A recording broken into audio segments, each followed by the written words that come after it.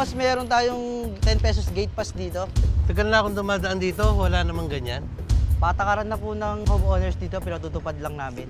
Attorney, naniningil ang mga homeowners sa mga sasakyan na pumapasok sa subdivision nila. Legal ba to? Hindi po yan legal. Ayon sa Section 99J ng Department Order ng Department of Housing and Settlements and Urban Development number 2021-007, mahigpit na ipinagbabawal sa mga subdivisions at homeowners associations ang pangongolekta ng gate fees o toll fees sa mga sasakyan na dumaraan sa kanilang gates at kalsada.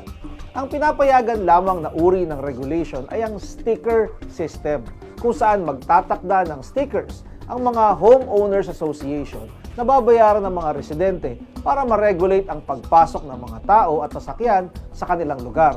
Tandaan, hindi pwedeng maningil ng gate fees o toll fees ang mga subdivisions at homeowners association.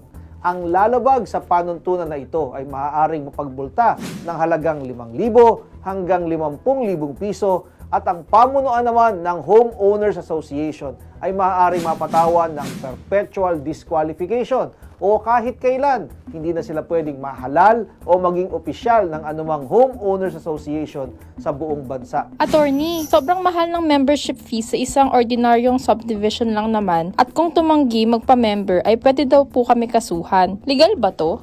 Legal po ang membership fees na ipinapataw ng mga homeowners association basta ito ay sang-ayon sa kanilang bylaws at pinagtibay ng kanilang board. Kung sa tingin po ninyo ay masyadong mataas ang sinisingil na membership fees or dues, maaaring ipawalang bisa ng DSUD ang nasabing membership fees kung ito ay labis na mataas at walang basihan. Kung kayo po ay may nais ikonsulta sa inyong lingkod, i-follow lang ang Facebook page ng Good Morning Kapatid. Mangyaring i-private message po ninyo sa akin ang inyong mga katanungan. Maraming salamat po.